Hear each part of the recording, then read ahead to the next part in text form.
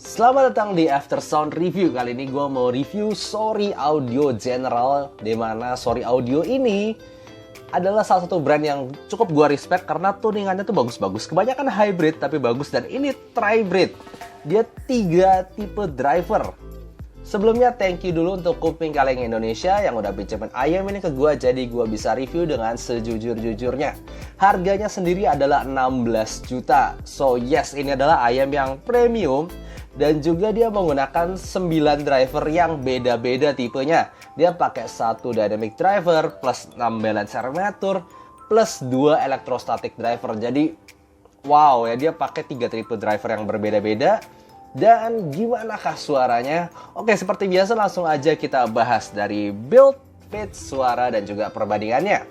Untuk buildnya sendiri di sini terasa kokoh, dimana gue suka tipe build yang begini sebenarnya. Resin yang cukup kelihatan bagus, faceplate yang mulus, ini glitter banget sih. Sebenarnya gue nggak terlalu suka pola glitternya ini, tapi bisa milih, tinggal pilih aja yang kalian suka ke apa, tinggal kontak KKI, lalu tanya-tanya yang tipenya apa. Jujur aja nih gue nggak terlalu suka sih, ini kayak a bit girly ya buat saya. Cuma anyway, bisa milih. Jadi selanjutnya kemudian dia build-nya berasa bagus.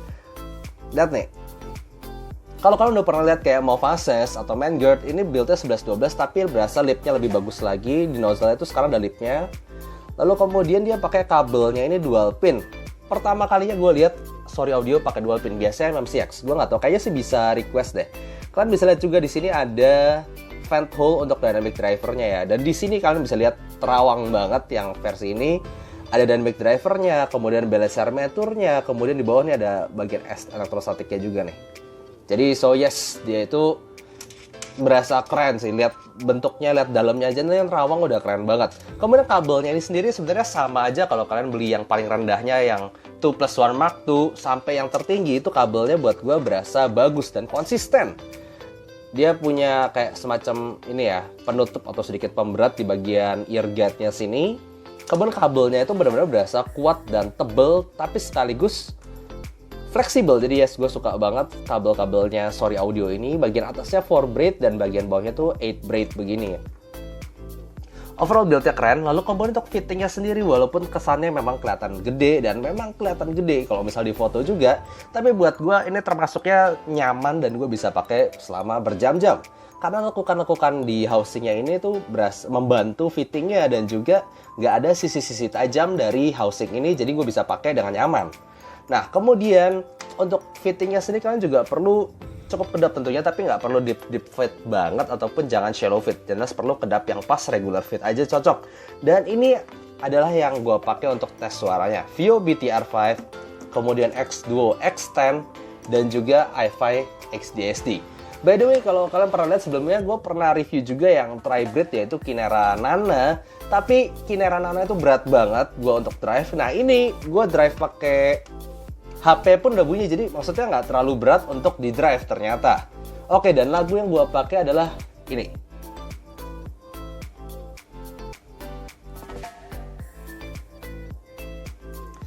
Kalau berdasarkan dari standar DF neutral maupun Harman neutral gue, ayam ini termasuk kategori W-shape. Maksudnya gue dari Harman, gue dengerin Harman misalnya kayak XSS ataupun Oxygen ataupun S8, kesini tuh jadi berasa energik dari bass, mid, sama treble-nya. Gue denger dari Swanergy yang DF neutral itu juga simply jadi berasa energik aja bass, mid, treble-nya. Kemudian dari bassnya aja kita bahas. Bassnya ini jelas berasa powerful, energik. Dan gue nggak ngomong ini yang tipe yang cepet-cepet banget ya, it's just dynamic gitu. Dinamisnya berasa, sampai sub bassnya itu berasa. Pokoknya ini salah satu tipe bass yang buat gue nggak terlalu cepet. Yes, tapi kualitasnya, depth-nya, pukulannya itu berasa memang ayam high-end. Jadi memang berasa gebukan yang mantep banget dan cukup maju. So yes, gue cukup kaget. Maksudnya gue denger Sorry Audio yang lain tuh berasa nyantai, di sini kok energik tiba-tiba. That's not a bad thing, bukan hal yang buruk, tapi tetap ya unik aja. Buat kalian yang mungkin suka suara yang energik, bassnya ini buat EDM asik, buat kasih rock juga asik, kasih pop juga asik. Jadi ini tipe apa aja asik.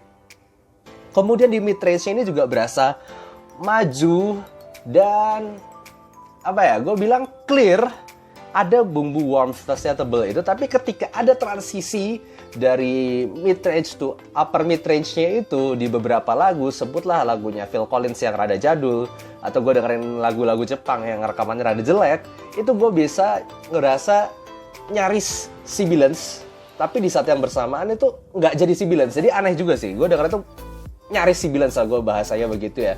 Tapi anyway, daripada itu gue ngerasa mid-range ini tetap mid-range yang bagus, maju, cukup balance. Maksudnya dikasih vokal cowok, itu dia kasih tebelnya dapat. Gue kasih denger Josh Groban di sini, itu depth vokalnya itu berasa. Kemudian gue kasih lagu yang tipis-tipis vokal cewek nyanyi seperti Celtic Woman, itu gue berasa clear dan ada smoothness-nya juga di situ. Walaupun tadi gue bilang di beberapa SS-nya itu nyaris sibilance, tapi kok nggak jadi. Ini perasaan yang buat gue cukup aneh juga dengerin di sini. Anyway, buat gue tetap vokalnya ada vokal yang clear dan separasinya itu bagus banget. Jadi benar-benar berasa kepisah dari bass kemudian maju. Walaupun dua-duanya sama-sama energik, tapi seolah dua-duanya tuh punya chamber yang beda, punya daerah yang beda gitu ya. Jadi masing-masing terkontrol dengan sangat bagus. Bassnya gede, tapi vokalnya tetap clear dan maju banget. Nah, kemudian di bagian treble-nya ini juga tipe yang bisa naik nada tinggi banget, tapi nggak sampai agresif bikin kuping kalian sakit seperti kalau misalnya pakai Tinte 2 Pro lah. Itu berasa treble-nya nyerang kan. Kalau di sini nggak, treble-nya berasa sampai nada tinggi. Gue pakai lagu-lagunya Biola dari Celtic Woman, Celine Roche, Checklist Stirling, ataupun gue denger La Campanella, La Primavera. Jujur aja itu gue nggak merasa tipis-tipis agresif nyerang banget, enggak. Tapi nadanya tuh bisa sampai tinggi banget, berasa airy, lepas gitu.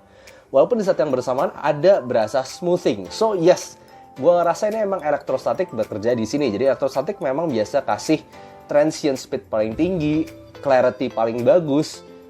Ya di sini gue berasa itu bener-bener treble-nya itu spesial.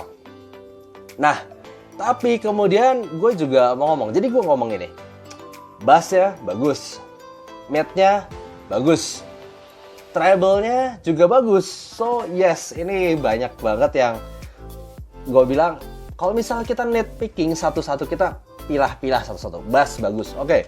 Mid bagus, oke. Treble bagus, semuanya tuh bagus.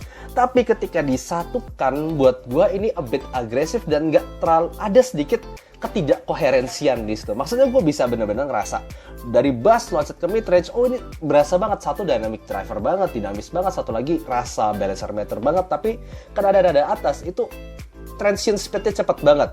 Gue kasih contoh yang gampang, lagu Ed Sheeran Put It All On Me itu berasa ketika di bagian baitnya itu berasa bassnya tuh kenceng, mid range-nya itu smooth dan maju, tapi kemudian di bagian refnya kalian dengar yang bagian my darling, itu kan ada bagian yang dia kicirikannya itu di bagian treble-nya gitu. Nah, di Ayam ini bassnya berasa nyantai, tebel, lalu kemudian mid range-nya juga berasa clear, tapi ada kesan nyantai-nyantai di situ. Vokal Ed Sheeran-nya sweetness-nya dapet, Ella Mai-nya juga dapet sweetness-nya, tapi bagian kicirikannya itu sedikit agresif. Tiba-tiba itu berasa maju dan juga gue nggak ngomong sibilance, gue nggak ngomong sakit, cuman berasa sedikit agresif dan cepet banget. Jadi gue ngerasa itu ada rada nggak koherensi. Yang bass tuh mid range gue berasa nyantai, tapi tiba-tiba di kecil-kecilnya itu berasa sedikit agresif. So yes, gue ngomong kalau satu-satu dinilai itu hasilnya bagus, tapi ketika disatuin di beberapa lagu gue bisa ngerasa begitu. Tiba-tiba treble-nya cepet sendirian. Tapi anyway, itu nggak berasa maksudnya gue nggak semua lagu bisa berasa begitu ya. Ini cuma di beberapa lagu doang, dan lagu tadi Put It All On Me dari Ed Sheeran itu salah satu di mana gue kerasa banget, gitu aja sih. Tapi overall tetap berasa bagus ya kalau kalian suka yang bass mid to treble-nya clear semua.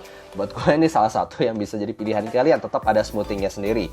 Kemudian untuk level teknikalitas 16 juta buat gue nggak usah diraguin lagi. Dan ini memang salah satu Ayam yang punya kelebihan di bagian teknikalitas. Ketika kita ngomong soundstage, dia bisa kasih 3D dan juga bisa kasih separasi yang bagus. Jadi otomatis gue play lagu Two Straps From Hell di sini, lagu Oz-nya Hans Zimmer, lagu Oz, pokoknya soundtrack film. Di sini semuanya berasa 3D dengan separasi yang bagus, nggak ada tumpuk-tumpuknya. Bassnya itu dem itu berasa megah. Tapi ketika ada choir di situ, itu berasa clear dan tegas, jelas. Treble-nya juga ada trompet di situ, lalu kemudian violin di situ, semuanya tuh bisa bener-bener suara yang mewah, megah, campur semua. Maksudnya banyak banget elemen di situ, tapi tidak campur-campur. Jadi overall buat gue teknikalitas jelas bagus di harga 16 juta. Nah, tapi buat gue jujur aja, kalau misalnya kalian suka teknikal banget yang bener separasinya bagus, semuanya kepisah, sebenarnya tinggal naik 2 juta dari sini. Buat gue ada yang lebih bagus, yaitu si Audio Neo. Itu buat gue nambah 2 juta, tapi separasinya gue lebih berkesan di si Audio Neo. Untuk yang kalian yang belum melihat reviewnya bisa dilihat dulu. Itu harganya 18 juta, jadi termasuk premium juga. Tapi buat gue tuh separasi lebih bagus. Di sini cuman lebih berasa megah dengan bass yang lebih besar dan juga lebih atmospheric 3D aja. Tapi separasi kalau misalnya mau si Audio Neo di harga 18 juta. Nah, sekarang gimana perbandingannya nih? Pertama, gue tentunya akan bandingkan dulu dengan benchmark gue sendiri. Ini udah level 10 juta, jadi gue harus ngeluarin ayam kesayangan gue sendiri, Moondrop S8. Moondrop S8 ini benar-benar bukan ayam yang gue bisa banggakan secara teknikal. Ya, 10 juta teknikalnya bagus, tapi not the best. Tapi secara tonal buat gue, dia masih yang paling cocok sama gue. Simpelnya ini ayam kesayangan gue lah sekarang. Moondrop S8 jauh berasa lebih nyantai. Dari bassnya, midnya, treble-nya, itu berasa lebih nyantai semua dan tidak se-extend General ini. Bassnya tidak se-deep General, treble-nya juga tidak se-extend General.